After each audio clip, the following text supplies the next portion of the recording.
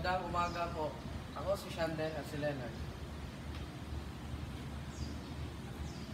Mula sa Baitang 11F at nandito sa aming tabi, si Kuya Felix. Isinasagawa namin ang panayam na ito upang matuklasan ang kanilang mga buhay bilang isang gwardiya ng Paaralan de la Salle Zubel. Nice.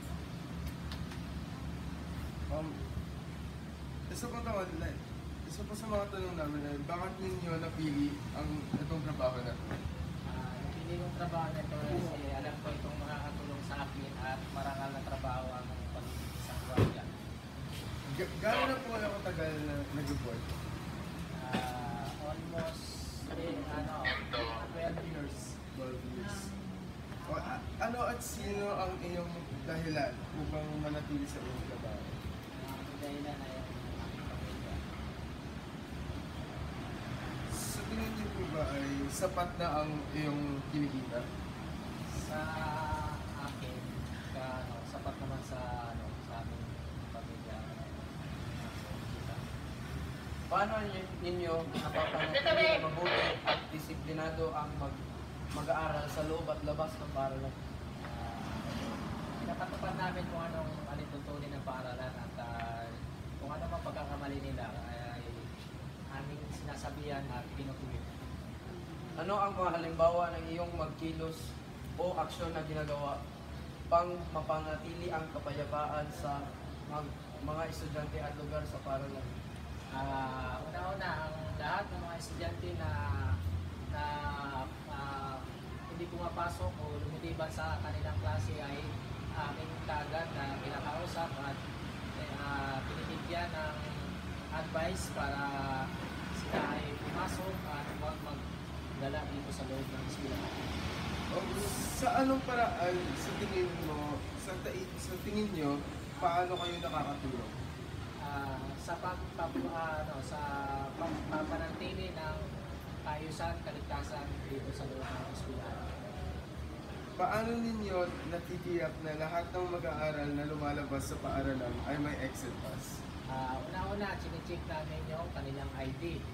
At kung wala silang ID, ina-advise namin sila na pumunta sa office of the Vice Principal para kumuha ng kaukulang dokumento para may papakita sa amin na katunayan na mayroon silang exit pass para sa kanilang paglabas. Bilang isang guard dito sa ating paaralan, ano ang pinakamahirap na tungkulin na natanggap ninyo? Ang natanggap ko dito na mahirap na tungkulin ay yung mayroon kang ipapatupad na ayaw sundin. At pagka pinatupad mo, ikaw pa yung mali.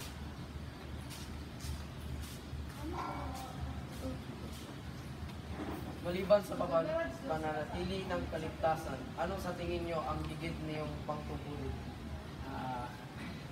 Ang higit namin tungkulin ay mapangalagaan ang bawat mag-aaral dito sa loob ng Pinasan Santiago Public School. Paano nyo nagagawa ng maayos ang iyong mga tungkulin? Nagagawa ko ng maayos ang aking tungkulin dahil una-una humihingi ako ng tulong sa taas, sa may kapal. At pangalawa, pinapatupad ko kung anong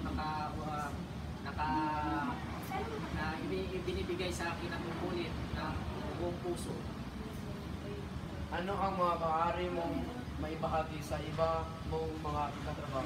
Ang maibabahagi ko sa kanila ay kung anong kautusan ng paaralan kailangan ipatupad ng maayos sa may ipatupad ng maayos sa ilang pangalaman.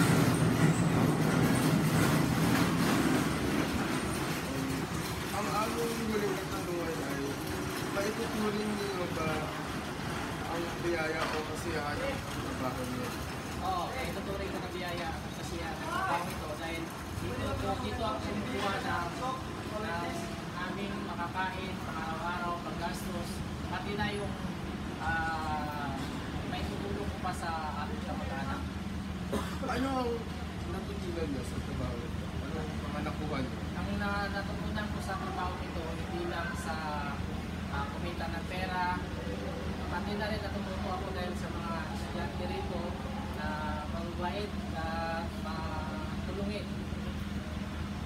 Maraming pong salamat, Kuya Felix, sa oras ninyo at naibahagi ninyo sa panayam na ito. Maraming salamat sa mga impormasyon na inyong nabigay sa amin.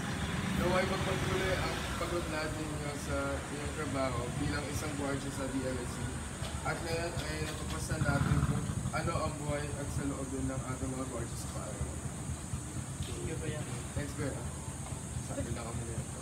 Sabi na ba? Thank you, Kuya.